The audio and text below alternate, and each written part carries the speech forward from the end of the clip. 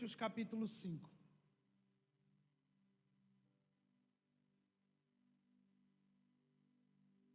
Segundo Coríntios capítulo 5.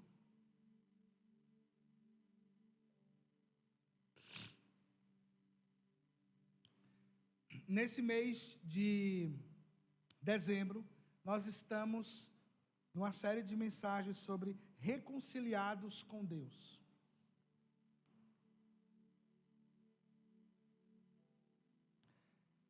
Segundo Coríntios capítulo 5, a partir do versículo 18.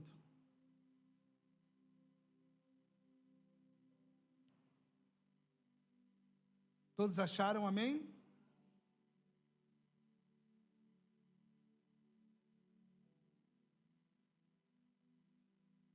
Ora, tudo provém de Deus, que nos reconciliou consigo mesmo, por meio de Cristo, e nos deu. Vocês já pararam para pensar que coisa incrível?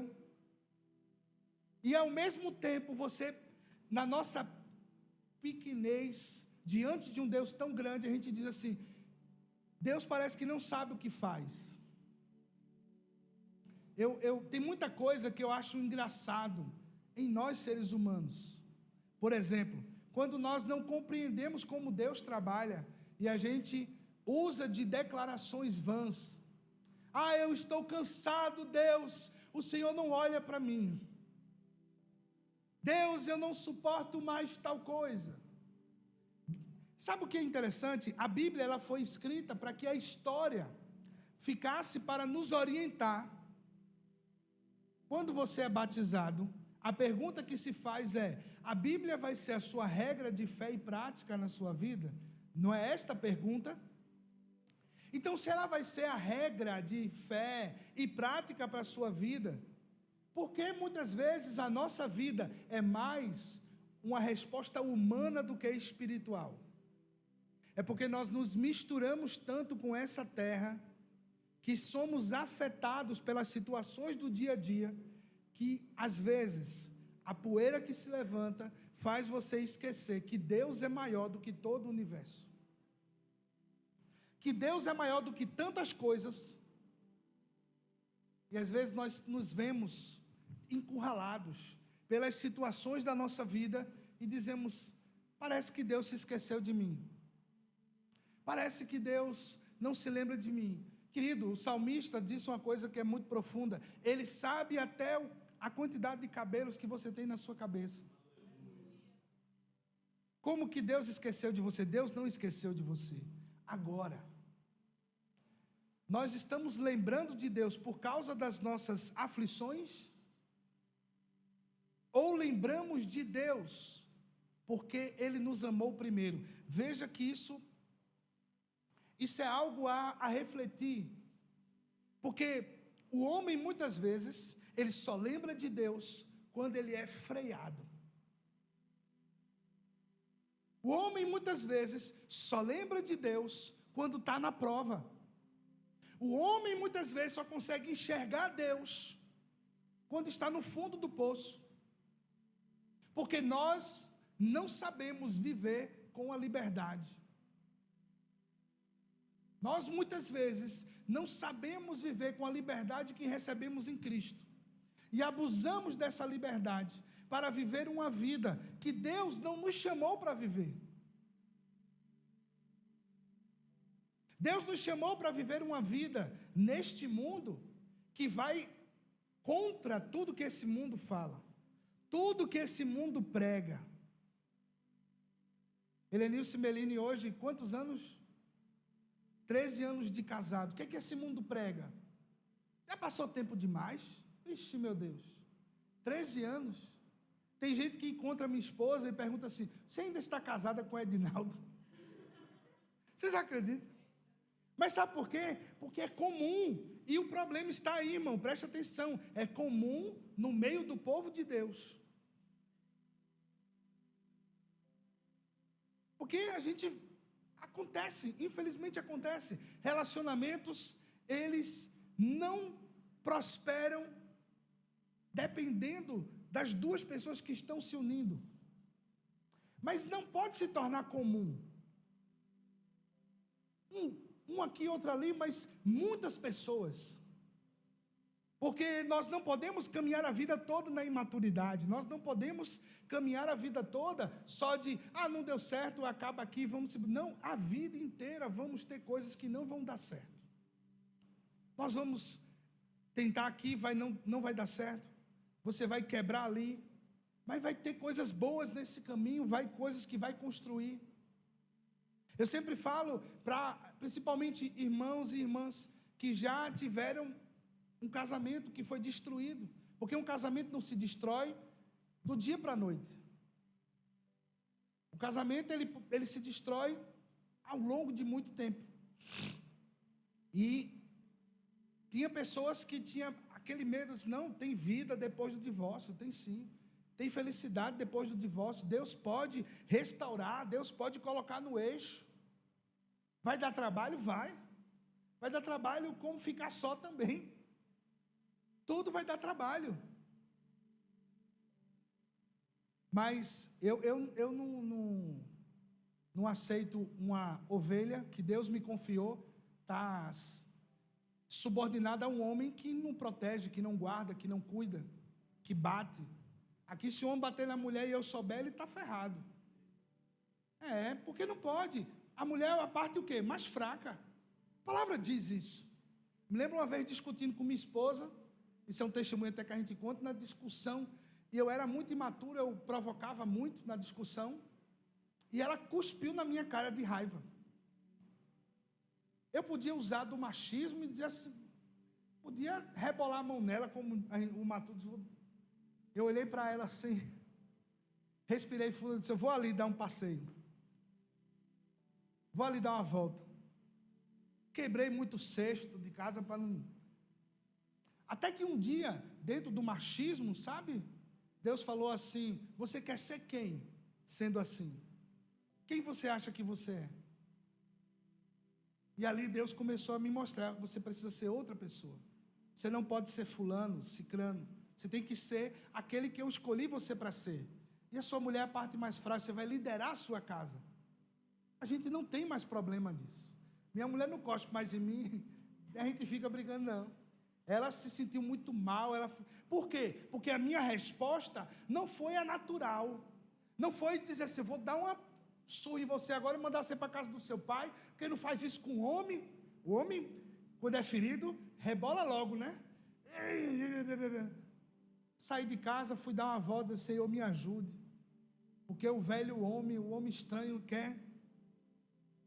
E sabe o que é interessante? Quando o homem, quando a mulher ora, e muitas vezes nós não queremos orar, principalmente no momento de discussão, porque o Espírito Santo vai te convencer que você tem que dizer assim, rapaz, você também estava errado. Lembra que você provocou? Entende? É por isso que a gente não quer orar. Não resolve com oração, não. A gente resolve com ação. Pessoas que foram reconciliadas por Deus, ela consegue compreender o nível do perdão que foram perdoadas e diz, Senhor, eu também preciso perdoar. Entende? Por isso que não é admissível a gente ver casamentos de pessoas que estão sofrendo. Tem pastor, o quanto tem de história aí, que mulheres chegaram, pastor, estou apanhando em casa, o pastor, ore mais. Orar mais não, pastor, tem que dar uma pisa nesse cara safado. Como assim? O cara está agredindo a mulher e o pastor, vamos orar mais. Orar para quê? Para ele ter mais força? Não entendo. Nós estamos projetando e criar uma sociedade de homens de caráter. E homens de caráter, eles têm que ser amigos uns dos outros. Dizer, rapaz, você está errado. De você poder dizer para mim, de eu poder dizer para você, rapaz, estamos errados. Vamos ajeitar. Mas sabe qual é a história da sociedade? É acumular pecados, colocar debaixo do tapete, botar panos quentes. Não, deixa fulano aí para que não venha um escândalo. E você já parou para prestar atenção? Deus não tem problema com escândalo. Como assim? ele não tem problema, porque ele diz que o conserto começa pela casa dele, ou seja, ele está dizendo, a partir da minha própria casa, tem que começar a limpeza, porque eu sou santo. Então Deus, ele não tem problema, porque quantos ministérios grandes aí já caíram? Porque às vezes são ministérios de homens, de pessoas. E o que Deus está fazendo, ele não. Temos que fazer o correto. Eu dei meu filho para reconciliar essas pessoas, para eles viverem uma vida digna e não acumulado de pecados.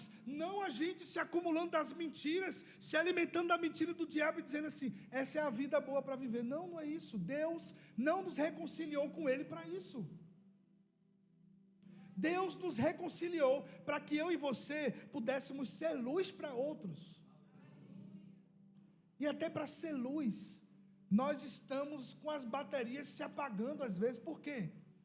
Os compromissos tão grandes dessa vida, tantas coisas acontecendo, tantas distrações rolando, e nós estamos perdendo tempo com tantas coisas.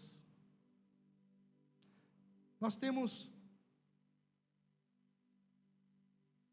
batalhado para criar uma comunidade sadia. O que é uma comunidade sadia? É uma comunidade que ela não é ativista, aonde os filhos dos pastores são o centro das coisas, onde os filhos dos pastores são olhados até também com cobrança exagerada. Nesse ano, por exemplo, as minhas filhas, as festas das escolas delas foram no domingo. Eu digo a você que há 10 anos atrás eu teria faltado essa celebração da escola, porque um nível alto de religiosidade pode lhe levar a não compreender que para Deus basta um dia como 1000 anos e 1000 anos como um dia. E eu sempre me propus a não ser esse tipo de cara, assim, não, minhas filhas não podem dizer que a igreja roubou o pai delas e tal.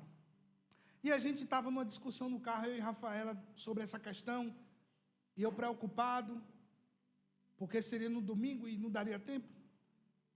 E eu saí para comprar um lanche, e elas ficaram no carro, e eu tinha dito, ó, não, eu vou, não sei, vou ver se eu vou, pode ser que eu vá, pode ser que eu não vá. E no outro dia, minha esposa disse, sabe o que foi que a Analice falou? Disse, o ano todo a gente vai para a igreja, participa de tudo. Meu pai não pode faltar um dia para poder ir na festa da escola. Aquilo me deu um reset assim. Porque muitos filhos de pastores, eles foram minados, eles não querem igreja. Porque eu não posso ver a obra de Deus como minha, é uma obra coletiva. Sim, eu estou à frente,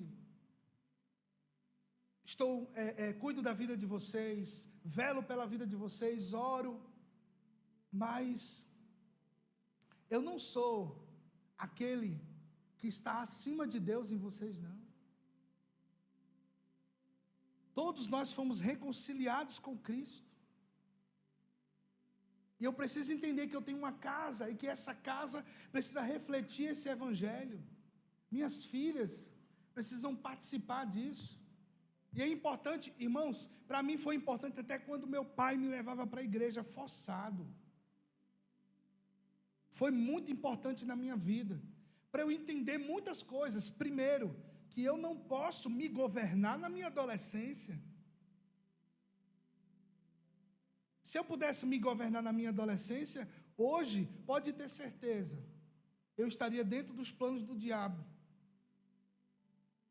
vivendo no mundo, me acabando nas drogas. Porque até eu na igreja, eu fazia coisa errada fora. Imagine se meu pai tivesse largado mesmo. Se meu pai fosse o que eu queria que ele fosse para mim. Mas meu pai, graças a Deus, sustentou com mão forte a nossa casa. Disse, não, eu não quero ir para a igreja. Ele não estou pedindo para você ir, estou mandando. A gente ia sem gostar, terminava gostando.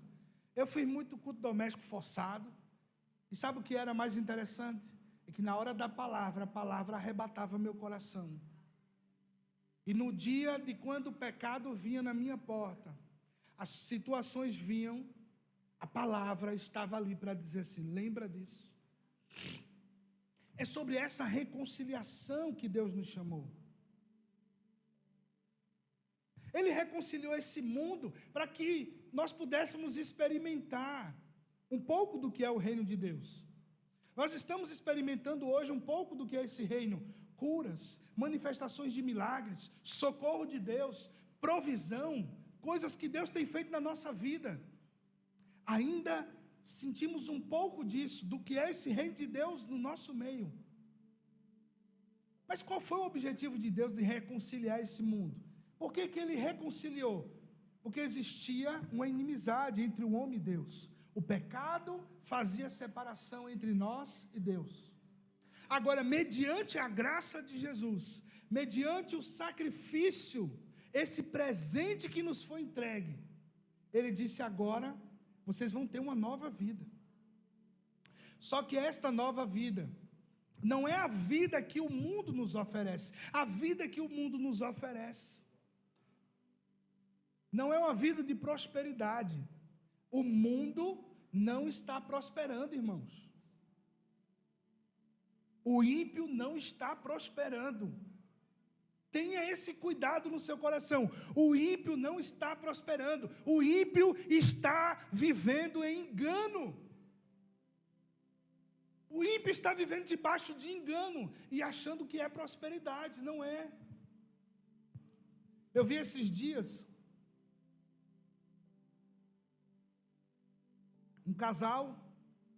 uma dupla, que a mãe de um desses rapazes fez uma fertilização nela mesma para gerar um filho para um dos filhos, o filho dela. Ou seja, o cara vai chamar de filho um irmão.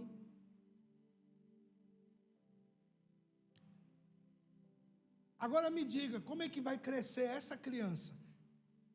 Aí, para essa criança não se sentir ofuscada na sociedade, o projeto é o quê?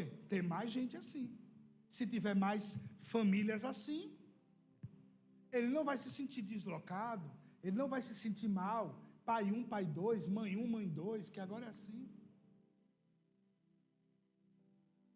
Será que Jesus reconciliou consigo mesmo esse mundo? Se a palavra nos mostra que por que Deus teve que entregar o seu filho para nos resgatar? Porque esse mundo estava vivendo em caos, em trevas,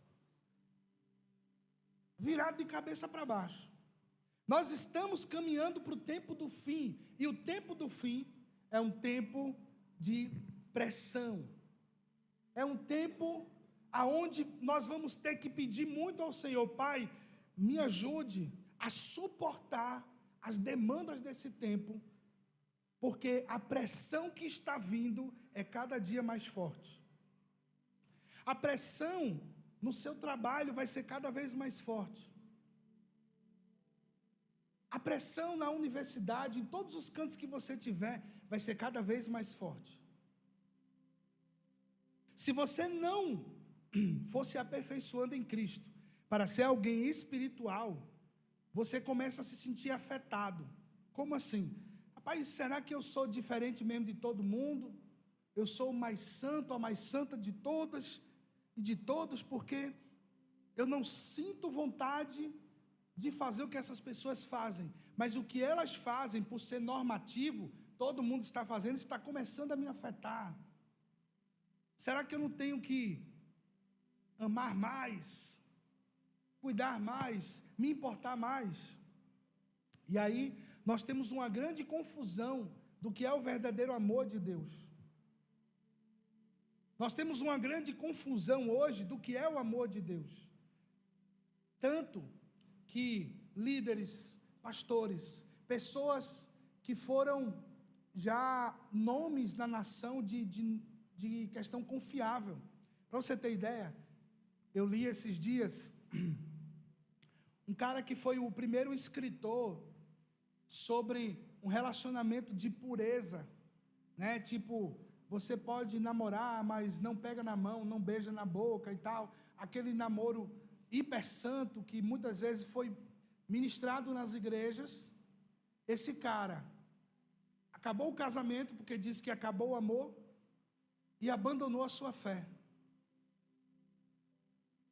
Coisa de 30 anos depois de escrever esse livro, de fazer história no mundo, o cara agora, Will, disse, abandonei a fé. Pediu perdão a comunidades de minorias. Irmãos, preste atenção. Você está vendo onde as coisas estão caminhando. Há 15, 20 anos atrás, isso seria teoria da conspiração no púlpito. O pastor está viajando demais, isso é teoria da conspiração. Não vai acontecer isso. Hoje é uma grande realidade. Aonde as pessoas, elas estão numa, como é que eu posso dizer assim? Elas sentem o prazer de serem antagônicos, né? Diferente dos outros, e assim, não, se seu filho vier aqui para essa escola, eu vou ensinar o que eu quiser. Porque o que é que o Estado diz? O papel do Estado é a educação, não é o lar. É o contrário. O lar é quem educa. O Estado, ele ensina. Nossos filhos e filhas precisam ser educados em nossas casas. Quando eles chegam na escola, nos lugares, eles vão ser ensinados e ali eles vão comparar os ensinos. Oi? Não será uma cidade sem muros, isso. Mas o que acontece? As demandas do tempo do fim, elas pressionam tanto a gente, que é um alívio para os pais, para muitos pais, a escola fazer o papel de educador. Porque pedagogia dá trabalho. Criar filhos dá trabalho. Ser pai, ser mãe, dá trabalho. Mas, gente, atente para uma coisa, isto é da tua natureza. Não foi o diabo que colocou isso em você, não, foi Deus. Você, mulher, foi criada para gerar filhos e educar seus filhos junto com o seu marido. O seu marido foi feito para cuidar e guardar a sua família. Jesus reconciliou o mundo com ele para que ele pudesse habitar em nosso meio. Mas a demanda que o diabo tem pressionado é tanta, que ele quer que eu e você olhe os nossos filhos como um fardo, como um peso. Você foi feito para isso, minha gente. Nós fomos criados para isso. Nós estamos abnegando a nossa verdadeira identidade para viver o quê? Me diga. Tem pessoas, hoje as pessoas vivem muito. Hoje uma mulher com 40 anos, ela ainda consegue ter um filho. Aí, mas, pastor, ter filho com 40 é ruim. Eu sei, não é fácil mesmo não. Não deve ser fácil. Eu já não tenho 40, não acho fácil, imagine quem tem, né? Só que é o seguinte. No mínimo, alguém hoje que tem 40 anos, vai viver mais 30. Pelo menos mais 30 anos. E você não sabe o que é a solidão de você não ter família. Você não ter gente do seu lado. Você não ter construído nada. Você foi criado para isso. Você foi criado para constituir uma família.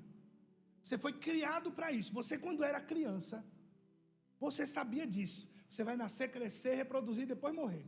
Você estava, tá bom para mim. Não tem problema não, a gente, é isso mesmo. Quantas meninas aqui, vocês, quando eram pré-adolescentes, escrevia cartinha para meu Deus, meu sonho, meu quem, né? Imaginando lá quem seria, o amor da sua vida. Mas qual era o seu sonho? Ter uma família, uma boa família. No meio do caminho, nós temos as pressões desse mundo, de um lado e de outro, as dificuldades. Só que eu preciso entender, nós lemos aqui, 2 Coríntios 5,18, ora, tudo provém de Deus, até a paz que eu preciso provém de Deus, até a força para hoje enfrentar esse mundo provém de Deus, os recursos para sustentar minha família vêm de Deus. Agora, se eu e você só olhar para as dificuldades assim, é muito grande, não vai dar certo, você vai começar a absorver o que o diabo deseja que você absorva. Você vai absorver o que esse mundo quer. E sabe o que é que vai acontecer? Você vai murchar. Você vai se tornar uma pessoa frígida, insensível, sem sonhos, sem projetos. E principalmente, aí é onde o diabo gosta, uma pessoa que vive abaixo da média do que Deus preparou para a sua vida. É como se você fosse viver numa linha da pobreza espiritual, porque você não consegue se ver como filho do Altíssimo. Você não consegue se ver como alguém que Deus te ama. Você não consegue se ver como alguém que foi reconciliado, e aí qualquer coisa está bom para você.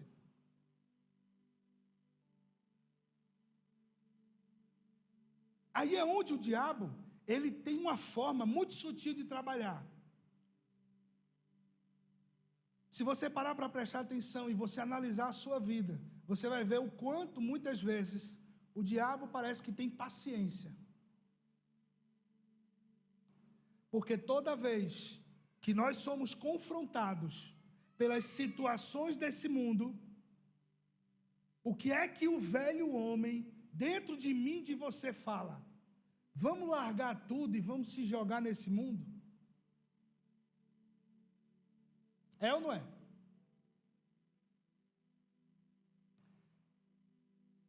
Eu creio que hoje o Senhor vai quebrar algumas coisas no nosso entendimento. Sabe, depois do dia que eu entendi quem é Jesus na minha vida, o que foi aquele sacrifício de Cristo, e o quanto foi importante para mim, eu aprendi a ter satisfação no Filho de Deus, além de qualquer coisa.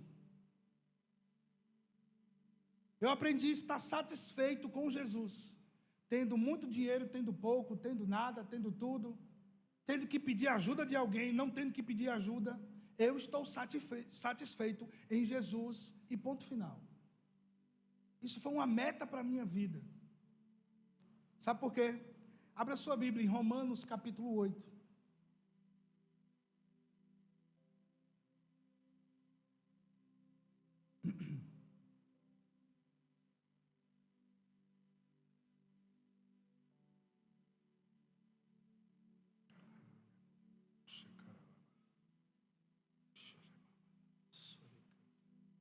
Romanos capítulo 8, versículo 18 diz: porque para mim tenho por certo que os sofrimentos do tempo presente não podem ser comparados com o quê? Com a glória a ser revelada em nós. Amém? Os sofrimentos deste tempo presente, do que eu e você estamos vivendo agora, eles não podem ser comparados com a glória que será revelada. Sabe qual é o problema, irmãos? É que nós estamos esperando viver as bonanças de Deus só nesta era presente, esquecendo que o que tem na era por vir é muito maior do que pedimos, pensamos ou imaginamos.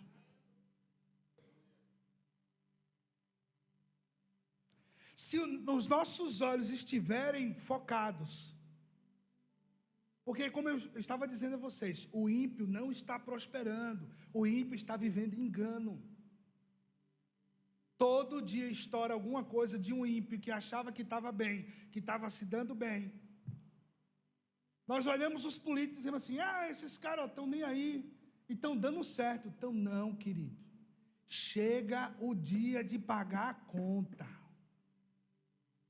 Chega o dia de pagar a conta. Sabe como morreu um ateu que falava mal que só de Deus, pregando por aí?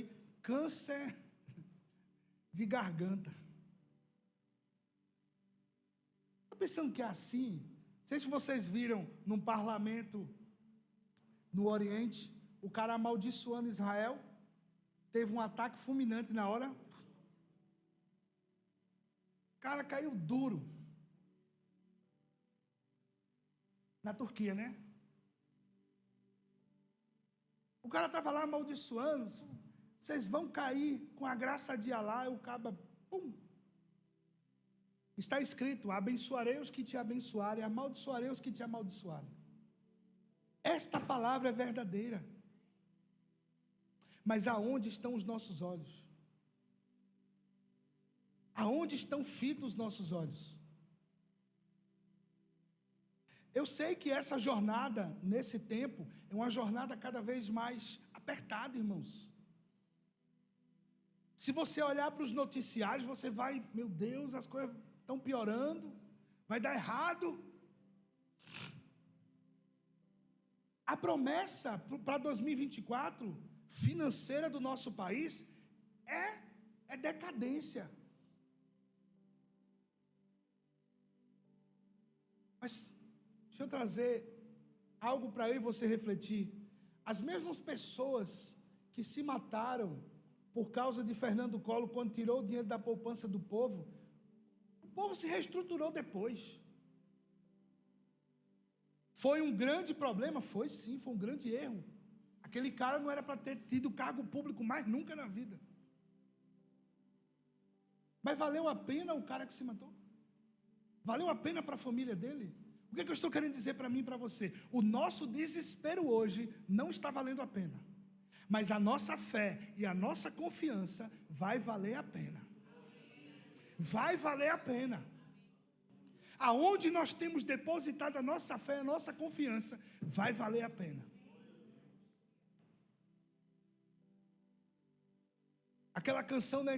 Ainda que a figueira não floresça, não haja fruto na vide. E o que me pega é aquilo, e o que o fruto da oliveira minta. Talvez planos que você tinha, projetos que você tinha, que parecia que ia dar certo, mentiu para você. E a palavra diz: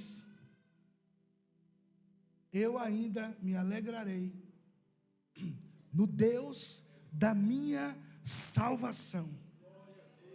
O segredo não é sobre o Deus que te dá carro, que faz isso, é o Deus da tua salvação. O maior presente que nós recebemos de Deus foi a nossa salvação em Cristo Jesus. Essa reconciliação.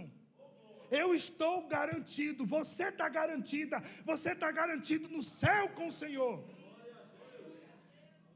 Não fica esperando o que esse mundo tem para dar a você, mas o que o bom Pai tem para dar a mim e a você, ainda vai deixar pessoas de boca aberta. Mas sabe qual é o problema? Preste atenção, eu estou me importando mais com quem vai ficar com a boca aberta, do que celebrar o que Deus está fazendo comigo. É isso que atrasa a bênção, na minha vida e na sua vida.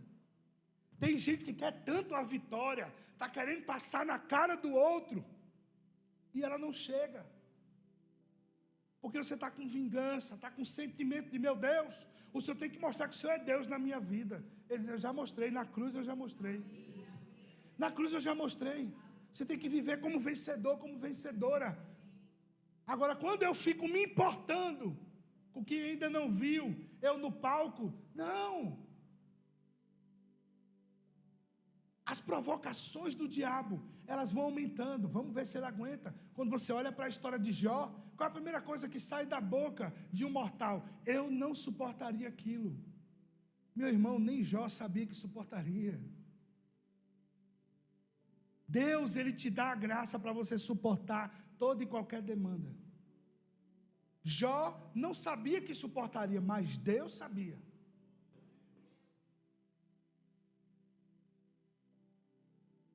Nem foi o diabo que provocou, foi Deus que provocou o diabo.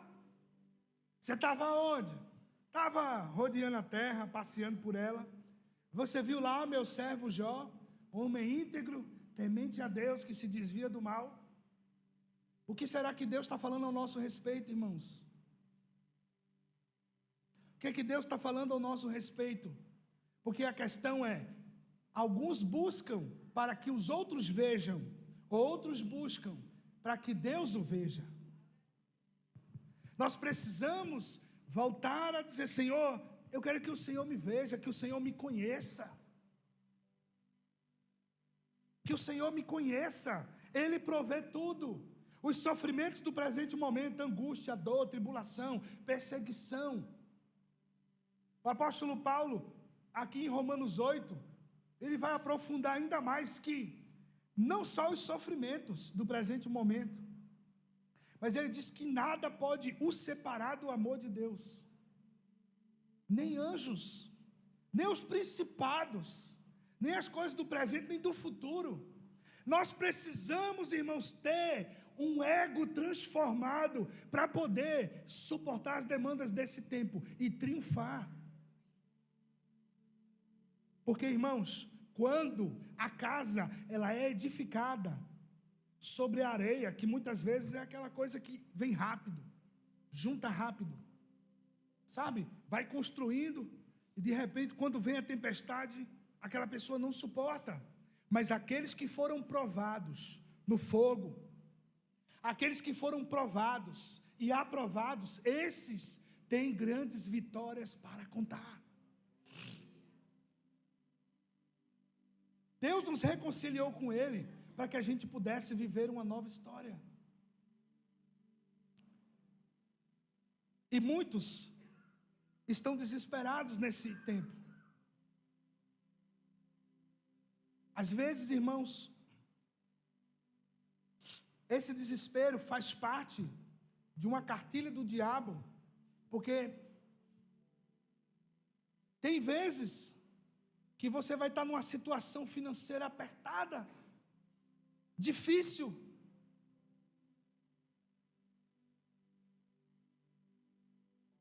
Eu passei por uma situação que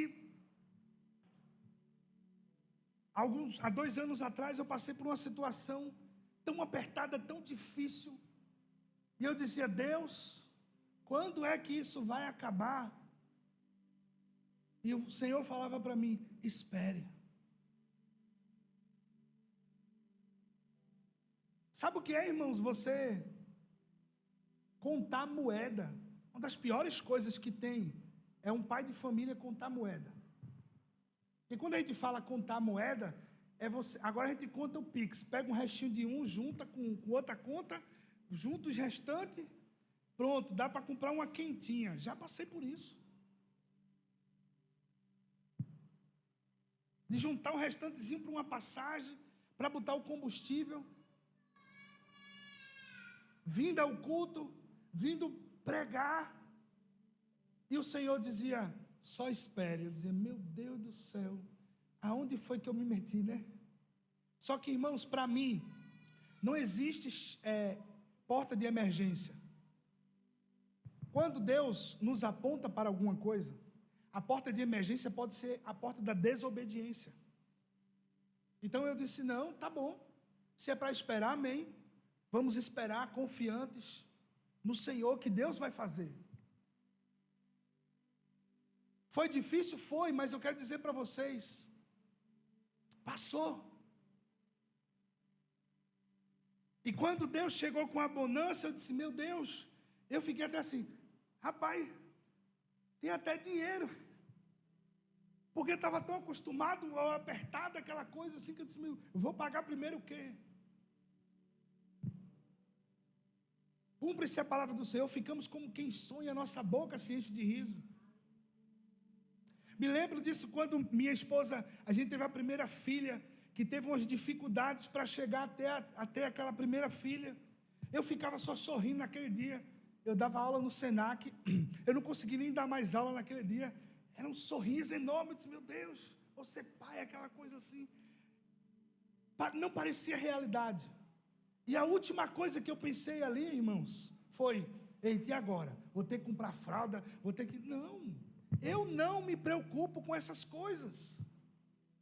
Porque a palavra do Senhor diz, em Mateus capítulo 6, se você o reino de Deus em primeiro lugar, as demais elas serão acrescentadas.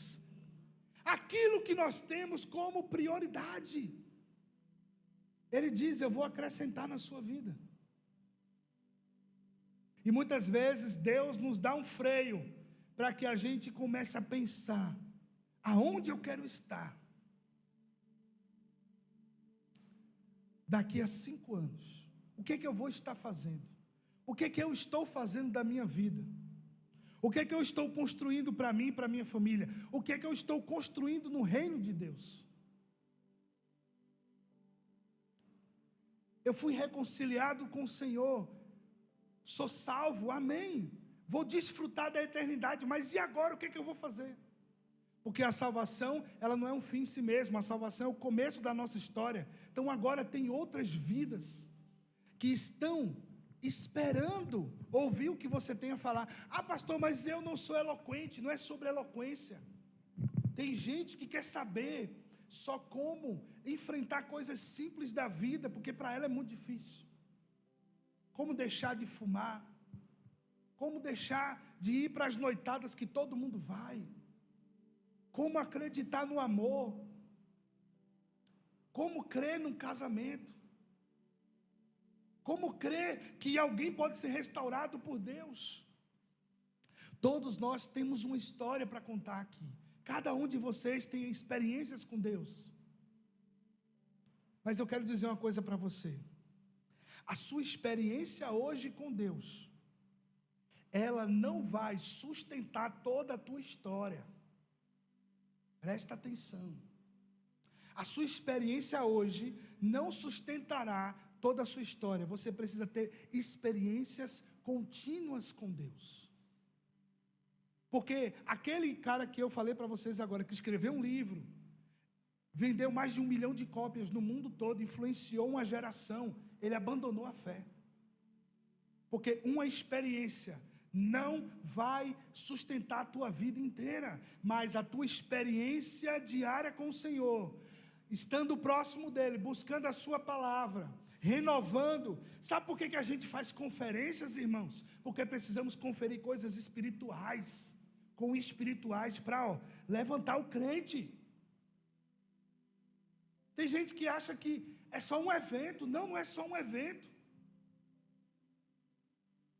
Da mesma coisa que na nossa área profissional, precisamos de reciclagem, precisamos de expandir o conhecimento, precisamos ir para congressos para aprender. Na casa do Senhor também.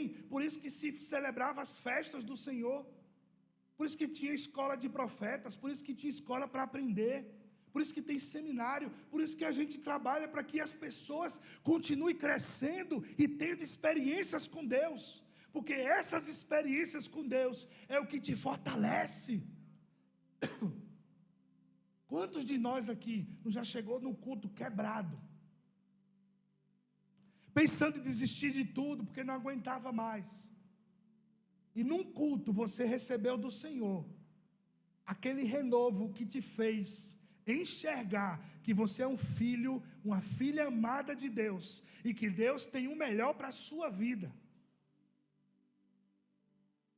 Alguém já chegou num culto assim? Já teve dia que eu cheguei assim, disse: meu Deus, hoje eu estou aqui só misericórdia. Mas vem aquela visitação que diz assim: ei, eu sou o Deus que chega quando tem muito, quando tem pouco, quando você tem força, quando você não tem força. Eu sou o seu Deus, eu sou o seu Pai. É para Ele que nós precisamos estar olhando. Não é só para a circunstância à nossa frente, não, irmãos. Eu sempre digo isso aqui: o que está à sua frente hoje não é o teu destino final. O que está diante de você hoje não é teu destino final. É só uma fase, é só uma prova, é só uma nova situação. É só Deus tentando te lapidar, te moldar. E você pode até achar estranho as formas como Deus trabalha. Mas você nunca pode duvidar que Deus ele sabe trabalhar perfeito. Porque nesta palavra aqui, o que a gente viu de gente que não tinha cacife nenhum para fazer certas coisas, e essas pessoas foram capacitadas por Deus para fazer coisas incríveis. Por que Deus conta muitas vezes com pessoas que têm mais temor a Ele do que pessoas que se garantem mais? É porque o que se garante mais, ele acredita que suas ferramentas é de si próprio.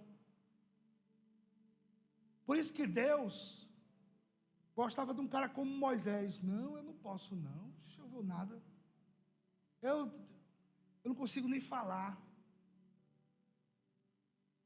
Você já viu nesta palavra aqui, Deus, o cara que tinha todas as ferramentas para fazer esse trabalho, e fez bem feito. Deus moeu esse cara. Chama-se apóstolo Paulo. O cara mais gabaritado para fazer o trabalho. Só que, para Deus poder usar o apóstolo Paulo, ele antes pega aquele cara e diz assim: agora você vai conhecer a minha glória, vai entender quem você é e o que você tem que fazer. E Paulo diz: eu vi coisas que aos homens não é lícito contar. Rapaz, esse cara sabia guardar segredo, viu? Esse cara sabia, porque é sério. É um temor tão grande diante de Deus que eu vi coisas que aos homens não é lícito contar. E tem pastor que não consegue aguentar o segredo que o irmão contou para ele. Que às vezes até no púlpito o cara fala. Como Deus vai confiar os seus segredos a pessoas assim? Por isso que Deus, rotineiramente, está aqui, quebrando a minha mente, quebrando o meu caráter, porque Deus diz assim: eu preciso confiar a você essa obra. Eu preciso confiar a você o ministério da reconciliação. Tem coisas maiores para vocês fazerem. Vocês não podem se perder com pouca coisa.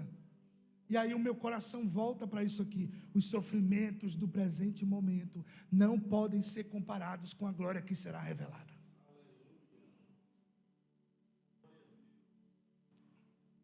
Eu não posso perder tempo com as afrontas do diabo. Você foi reconciliado por Deus para um objetivo. E o último dele é não se ofender.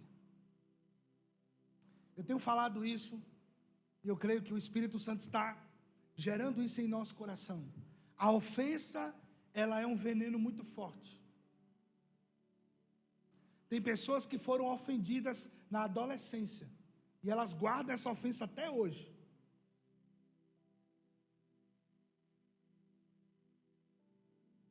E ela não consegue prosperar em algumas áreas da sua vida por guardar essa ofensa. O apóstolo Paulo fala aqui em Romanos 8, que se nós somos espirituais, nós morremos para esse mundo. Nós morremos para o pecado. Versículo 9 de Romanos 8. Vós, porém, não estáis na carne, mas no Espírito, se de fato o Espírito de Deus habita em vós. E se alguém não tem o Espírito de Cristo, esse tal não é dele. Se porém Cristo está em vós, o corpo na verdade está morto por causa do pecado, mas o Espírito é vida por causa da justiça. Então, eu estou morto para o pecado. Eu não posso estar me ofendendo com as situações que acontecem todo dia.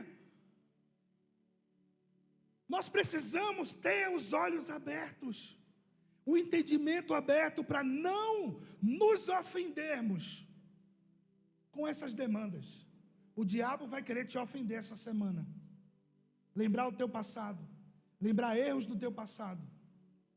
Vai querer dizer, Jaciele, que tua história não ia dar mais certo, que você não seria mais amada, porque o Senhor conhece a sua história. E assim diz o Senhor, que Ele ainda vai restaurar o coração de João Paulo. Mesmo que muitos não acreditem, mas Deus é um Deus que escreve história nova. Continua firme na presença. Queridos, eu não estou ofendido com as coisas que o diabo tem levantado. Porque a ofensa que o diabo tenta fazer não é contra mim, não é contra você, é contra Deus. Eu deixo essa briga com quem é gente grande. Deixo com meu irmão mais velho, Jesus, com meu pai, e eles se resolvem. Eu e você precisamos aprender a amar, a perdoar, a prosseguir, a viver essa nova vida que Cristo planejou para nós.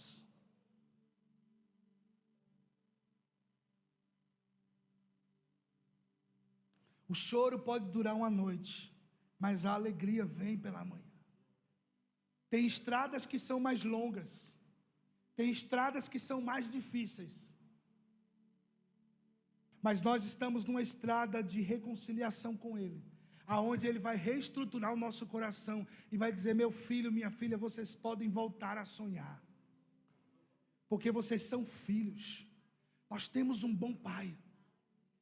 Nós temos um bom Pai. Nós não podemos viver à margem desse mundo. Você tem um bom pai, Nara. Você tem um bom pai, irmã Lira. Você tem um bom pai, Jadiel. Você tem um bom pai, Meline. Vocês têm um bom pai. Recebam o que esse bom pai tem para vocês. Nós não podemos ser confundidos com as mentiras que esse mundo tem lançado. Mas precisamos estar firmes no Senhor. Eu queria que você ficasse de pé, eu quero orar por você.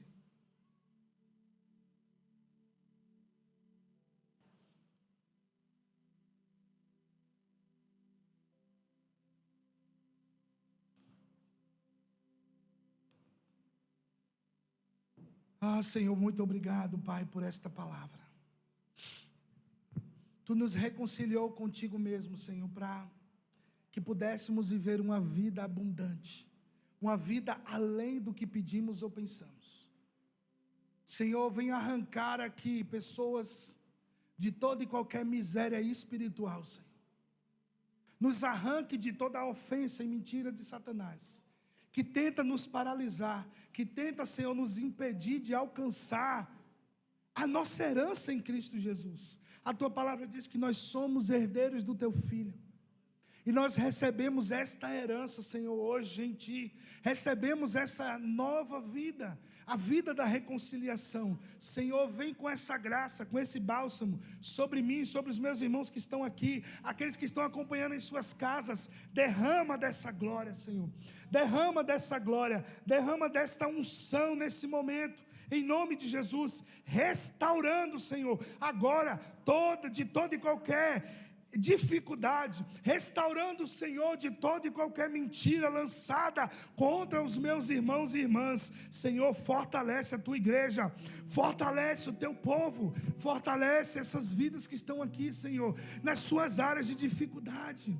Visita essas áreas de dificuldade agora, Senhor. Visita agora lugares de angústias. Sejam agora, Senhor, restaurados em nome de Jesus.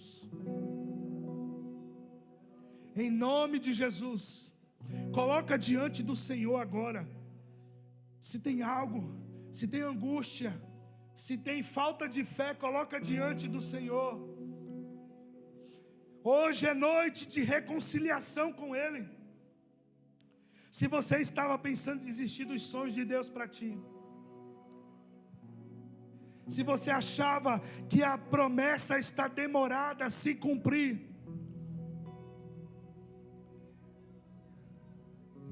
é tempo de cumprimento das promessas de Deus.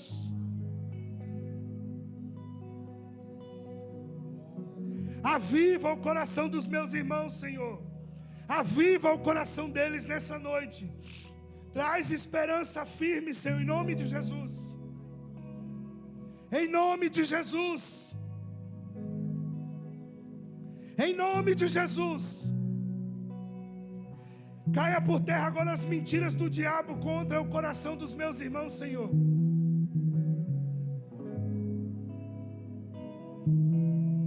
Chora candaralabalama, sore cantaralabalabas. Oh, racalamala, chore cantaralabababas.